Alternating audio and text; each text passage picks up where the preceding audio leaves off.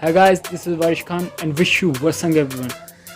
First of all I am really sorry. बहुत सी दिक्कतों की वजह से और ये कोविड पेंडेमिक की वजह से एक लंबे पीरियड अराउंड 4 मंथ तक कोई वीडियो अपलोड नहीं हो पाई। बट कोई नहीं, इस गैप को साइड करते हुए बैक टू वर्क। आज की कोर्स किसी इमोशंस पर ना होकर एक ऐसे व्यक्ति पर है जो भारत महान का गौरव हैं और मेरे फेवरेट भी हैं। आप एक शिक्षक, दार्शनिक, अर्थशास्त्री, न्यायविद, राजनीतिज्ञ तथा साहित्यकार आदि विभिन्न रूपों में जाने जाते हैं। आप हैं आचार्य चाणक्य महान। तो चलिए जानते हैं इस महान व्यक्तित्व के जीवन से संबंधित महत्वपूर्ण तथ्य तथा उनके द्वारा कहे गए स्वर्णिम उद्धरण व नियम। तो चलिए वीडियो को शुरू करते हैं।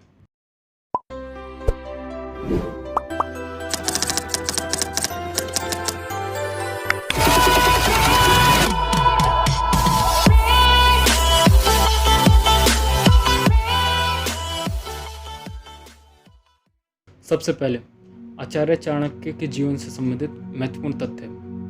आचार्य चाणक्य का जन्म 371 ईसा पूर्व चनका नामक एक ग्रामीण क्षेत्र में हुआ। इन्हें आचार्य कौटिल्य या आचार्य विष्णुगुप्त और आचार्य चाणक्य के नाम से भी जाना जाता है। आचार्य चाणक्य बचपन से ही बहुत बुद्धिमान थे, इसलिए माता पिता की एक दुर्घटना या हत्या के पश्चात वे तक्षशिला चले गए थे। तक्षशिला में उन्होंने अपने नए जीवन की शुरुआत की थी तथा वहीं उन्होंने शिक्षा प्राप्त की।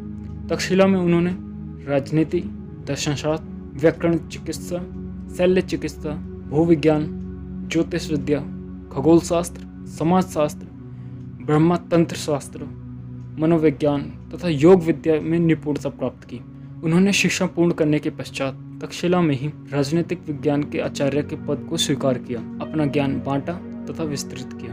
उनके शिष्यों में चंद्रगुप्त सबसे कुशल तथा प्रिय शिष्य थे। राजा धनानंद से अपने अपमान का बदला लेने व नंद वंश का नाश करने के पश्चात उन्होंने चंद्रगुप्त की कुशलता के आधार पर नंद वंश को मौर्य वंश से विस्थापित कर दिया।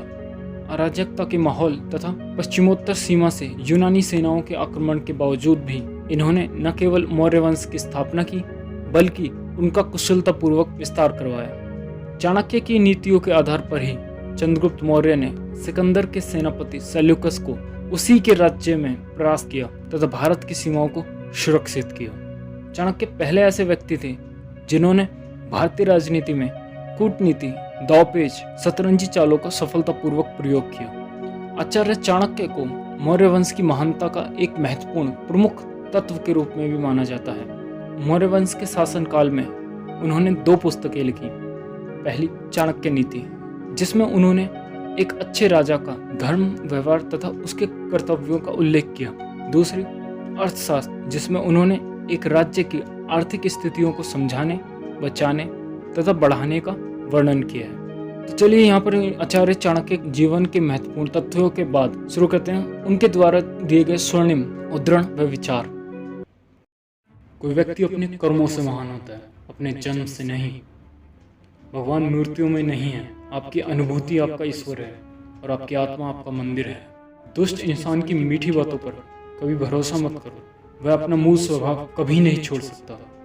जैसे शेर कभी हिंसा करना नहीं छोड़ सकता। अगर सांप जहरीला ना भी हो तो भी उसे खुद को जहरीला दिखाना चाहिए। गुणों से मानव की पहचान होती है, ऊंचे सिंहासन पर बैठने से नहीं। महल के उच्च शिखर पर बैठने के बावजूद भी कौवे को गरुड़ कहना असंभव है। आप इस बात को महसूस मत होने दें कि आपने क्या करने के लिए सोचा। बुद्धिमानी से इसे रहस्य बनाए रखें और इस कार्य को करने के लिए दृढ़ बने रहिए। जैसे ही वह आपके करीब आए उस पर आक्रमण कर उसे नष्ट कर दें। कोई भी कार्य करने से पहले ये 3 प्रश्न खुद से अवश्य करें। मैं ये क्यों कर रहा हूँ? इसका परिणाम क्या होगा? क्या मैं इसमें सफल हो जाऊंगा? जब गहराई से सोचने पर इन प्रश्नों के संतोषजनक उत्तर मिल जाएं, तभी आगे बढ़िए। हारना तब आवश्यक हो जाता है जब लड़ाई अपनों से हो, और जीतना तब आवश्यक हो जाता है जब लड़ाई अपने आप से हो। किसी मूर्ख व्यक्ति के लिए किताबें उतनी ही उपयोगी हैं जितना किसी एक अंधे के लिए आईना। कुबेर अगर आय से ज्यादा व्यय करें तो एक दिन वो भी कंगाल हो सकते हैं। एक बार काम शुरू कर लें तो असफलता का डर ना रखें।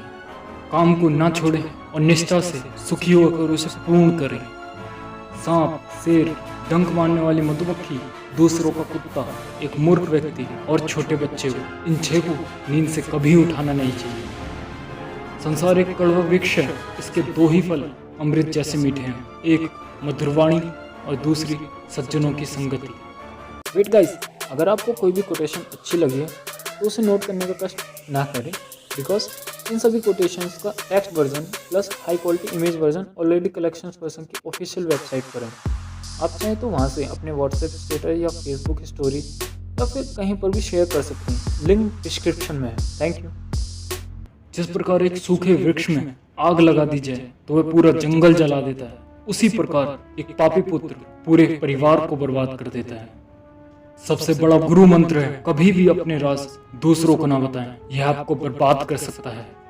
सफल होने के लिए मित्रों की आवश्यकता होती है और अधिक सफल होने के लिए कुशल शत्रुओं की आवश्यकता होती है। पहले 5 साल अपने बच्चे को बड़े प्यार से रखिए, अगले 5 साल डांट फटकार के साथ रखिए, और जब वे 16 वर्ष के हो जाएं, तब उनके साथ एक मित्र की तरह व्यवहार करिए, क्योंकि आपके वयस्क बच्चे ही आपके सबसे अच्छे मित्र हैं।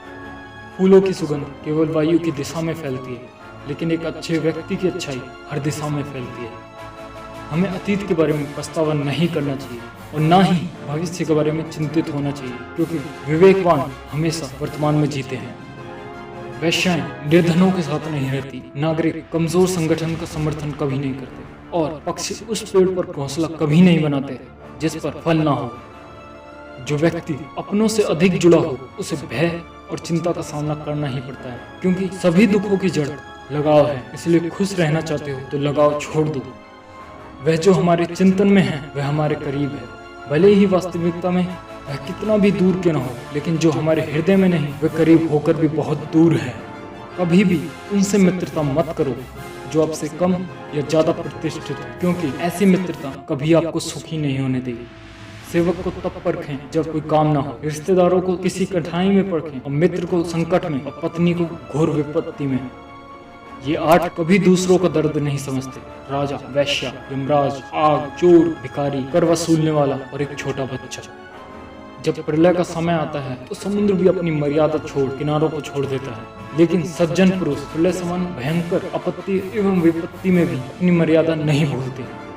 सारस की तरह एक बुद्धिमान व्यक्ति को अपनी इंद्रियों पर नियंत्रण रखना चाहिए, क्योंकि अपने उद्देश्य को स्थान की जानकारी समय और योग्यता के अनुसार प्राप्त करना चाहिए। अधिक सीधा साधा होना भी अच्छा नहीं, क्योंकि सीधे वृक्ष पहले काट ले जाते हैं और टेढ़े मेढ़े छोड़ दिए जाते हैं। आई होप गाइस आपको हमारी ये वीडियो पसंद आई होगी। अगर पसंद आई है तो इसे लाइक कीजिए, चैनल को सब्सक्राइब कीजिए और नोटिफिकेशन बेल को दबाना मत भूलना। अगर आप वर्सन से जुड़ना चाहते हैं या अपना कोई सवाल पूछना चाहते हैं तो आप हमें इंस्टाग्राम, फेसबुक, ट्विटर जहाँ चाहे वहाँ मैसेज कर सकते हैं या फॉलो कर सकते हैं, लिंक डिस्क्रिप्शन में। तो चलिए मिलते हैं नेक्स्ट वीडियो में। ध्यान रखिए अपना और अपनों का। Have a good day guys, bye bye, thank you.